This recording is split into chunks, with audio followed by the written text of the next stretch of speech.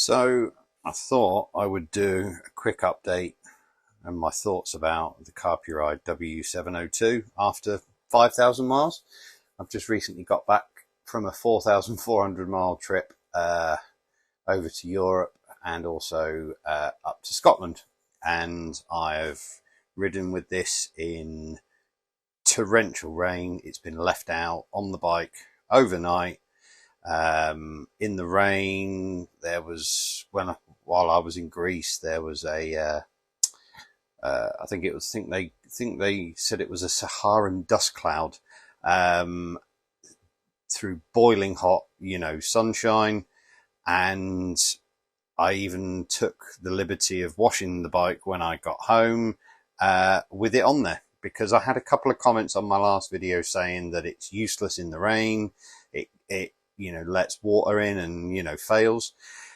And, well, my experience hasn't been that. As mentioned in the previous video, I'm not using the Carpuride adapter for the BMW mount like a lot of people are using. Can't really see it too well there, but this is a 3D printed mount that I got off of a chap in Spain, I think, called AAGB3D, I think his name is. It's a little bit of movement in it, not too much. But yeah, in terms of the unit, it's been my primary navigation using CarPlay for the last 5,000 miles. So I just wanted to give my thoughts, aside from what I've already said. So I've been using a combination of Waze or Google Maps for getting from point A to B, and also my route app for the more specific routes.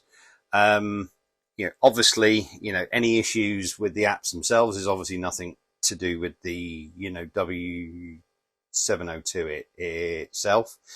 But to be fair, it operated as, smoothly as the CarPlay in my car does.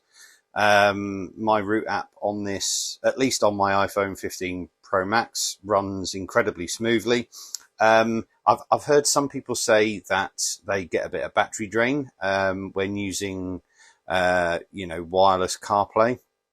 I haven't had that. There were days where I had my phone in my pocket for a while and I didn't notice any significant battery drain, but I do also have the Hornig wireless charging mat in here, so my phone was in there most of the time anyway.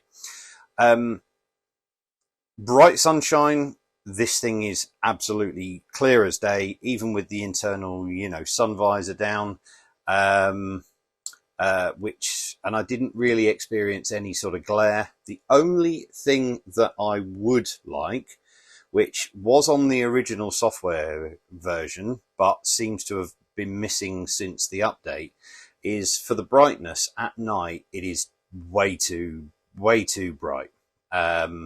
So it used to have a day and night mode, and unless I'm being a cretin, which is entirely plausible, there doesn't appear to be the option for it anymore. There used to be an option where you could set the brightness for day and night mode. So I would really like that option back.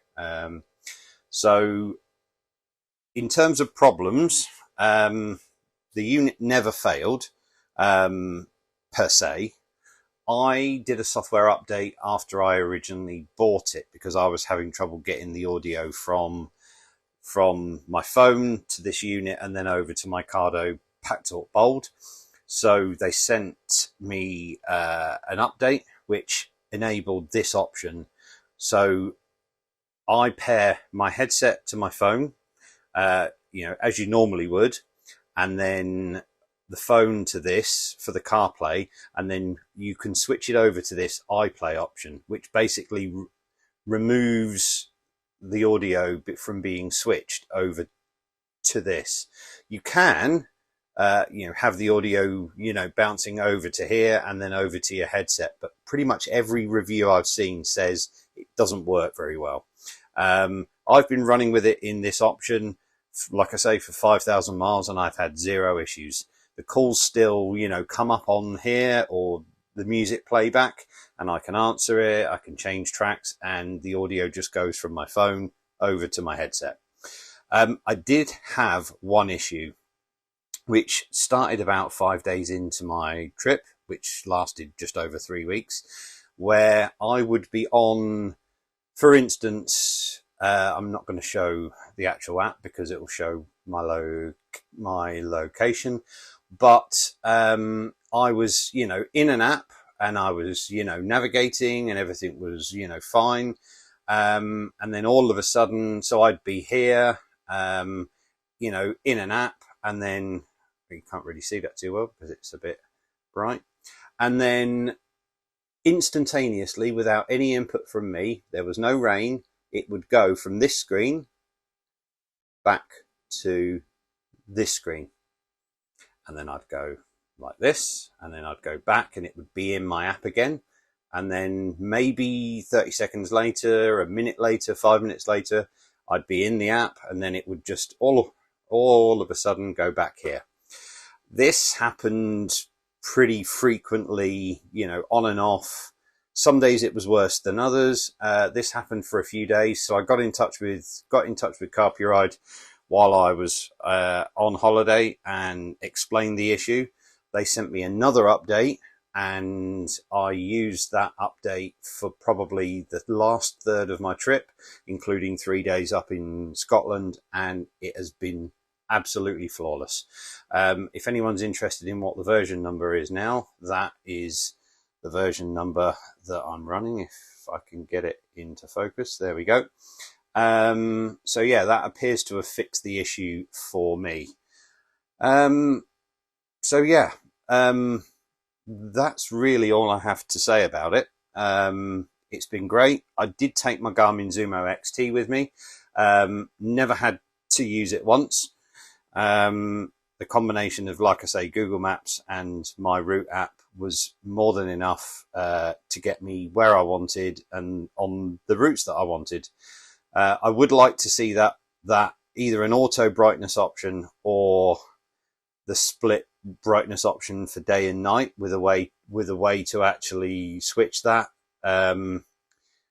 easily, because it is a bit of a faff if you suddenly forget and you're riding and you have to try and turn that that brightness down. It's a small niggle, but yeah, very happy with it. Do I wish I'd got the official Carpuride adapter for the BMW mount? I don't know. It wasn't available at the time I bought this, but I am incredibly happy with it. So yeah, I'll stick a little bit of footage up now that I've got on my trip, which shows the Carpuride in use. But yeah, I have done 5,000 miles with it, so I think that's probably enough use to be able to have a fairly informed opinion about it. I can't really compare it to any other units. Well, actually, that's not true. I can compare it to the Autocast. I think the C5 or something like that, the one that you can undo a little screw and pop the screen out. That was much lower quality in my opinion than this. This comes on and connects to the CarPlay very quickly.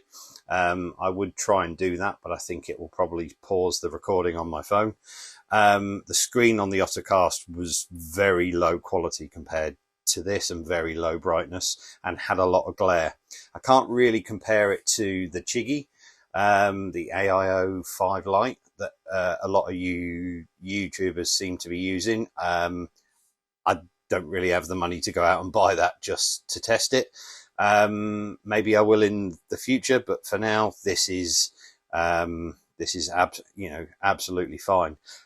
I did actually just have one thought. A few people have asked me, would I have preferred to get the W502 with the 5-inch screen? Honestly, no, I haven't used the 5-inch one. From this angle, it probably looks like it doesn't sort of cut off any of the top line of the. When I'm riding it, I get sort of that view there where it just impedes the top line of that. But I literally have to just sort of move my shoulders a little bit and it's fine.